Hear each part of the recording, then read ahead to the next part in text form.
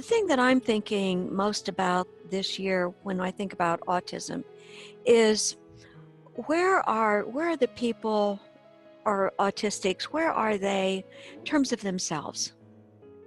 And how are they taking on the world from their own viewpoint, and what does that viewpoint look like? And how do we come alongside and support that?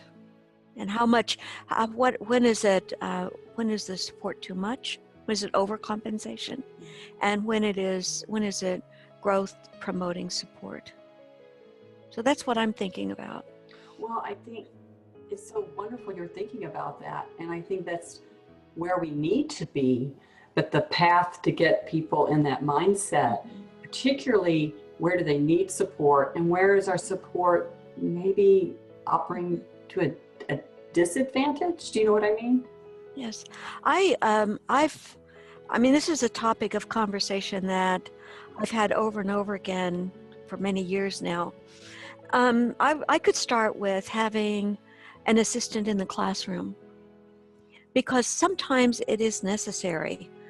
But often what happens is that the least capable person becomes the assistant to the child in the classroom, and that person really doesn't have the skill to help the person become independent of him. And if you think about RDI, we're always asking, how do we create independence? How do we create a learning situation where we're not always needed? We do it with parents, we do it with trainees who go through our program, and we want to do it with the children. And so an aide in the classroom may be necessary in the beginning, but the sole purpose of that aide should be to work him or herself out of a job. And I always have that in mind when I'm using some kind of a compensatory device. I mean, there are some where, you're going to use them forever, and that's just going to be the way it is. I mean, if you literally cannot talk, then you need a soundboard or something.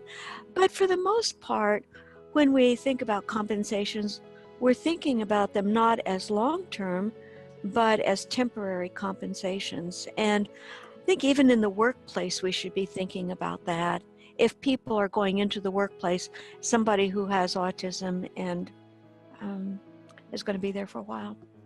I think it's a beautiful way to think. I think, and I'm going to speak, on a difficult subject, I think that can be hard for parents to think about. Well, of course. And I think it can be hard for any professional working with someone on the spectrum to think about. I have to tell you that I think one of the problems that aides in the classroom have is that they fall in love with the kids. Oh. I mean, they're so cute and they adore them. And, everything about them is like, oh, let me do it for you.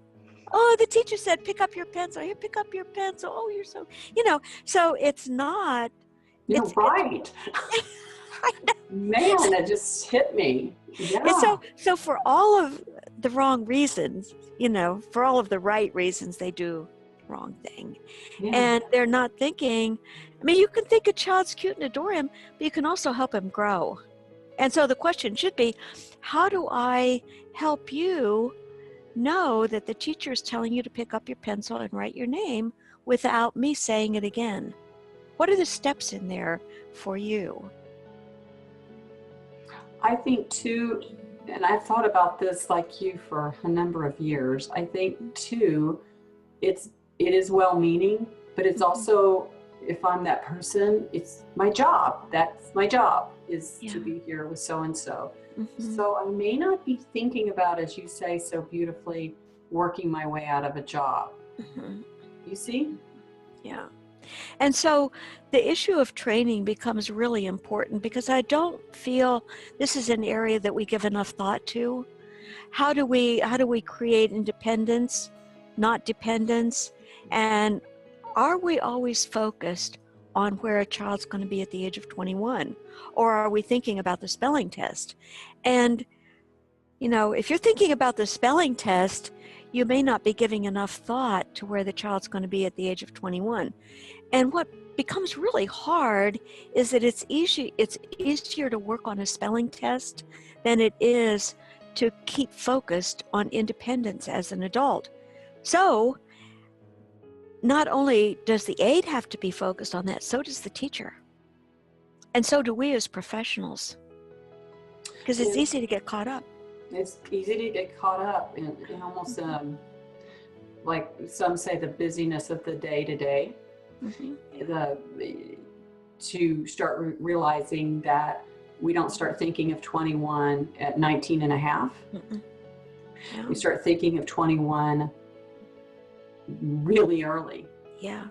And we think with our typically developing children, we do. We think, oh, he looks like he's got some artistic ability. Let's get him art lessons. Or, I think he might actually want to be a musician. Let's study the piano. So we don't often think about it just exactly like that, but we are thinking about the way the way our children are bent. And there's a proverb that says, train up a child in the way he is bent. So you're always thinking about that, and then when he's old, he'll be good at it. So kind of a paraphrasing by me, but we all know that proverb, and I think it's important for us to really keep that in mind, because when children are 2.5 or 3, and we're struck that this child has a difference that we're going to have to deal with, we jump in and we look at the difference and we deal with what is on the surface rather than on what's underlying it. One of the things I love about your work is that you look at the children as compared to their typically developing peers as the same. I remember as a child being asked by my mom's friends, what do you want to be when you grow up? Yeah. Or look, she really loves her animals. Maybe she wants to work with animals. I remember those conversations swirling around me. It wasn't the sole focus of their conversation, but it would come up. Really young, Dr. Sheely. Very young, very young. I remember those conversations too. And I even remember being in school when my school teachers would say, I hope one of you will be a teacher when you grow up. And I still remember that. I became a teacher. I taught for 10 years, and I went back to see her and I said, I'm a teacher. You're a teacher. But we do, we envision what we think our children are good at, what we want them to be. We have our dreams for them. And so when we think about the field of autism, one of the things I like to say to parents, whatever your dream was, that's still your dream. That dream doesn't need to change. You may be getting there a little bit differently, but that dream can stay the same. And I tell them you may be getting there at a different time, but the dream can stay the same. Time sometimes to me is one of our biggest obstacles, because people tend to have these benchmarks of when things will happen. And one of the things I love about RDI is that we say, this doesn't have to happen at 21. This could happen at the ripe old age of 21, as I always say. Life is longer than that and richer than that. Yeah, I think those benchmarks are hard. I think they're also hard because parents have friends whose children are doing things maybe a little bit earlier. And so, they begin to worry. They have that anxiety about it. But it is true. I don't care if you do it at 25 or 30, as long as your feet are going where they need to go and you're making the progress, don't worry about the age.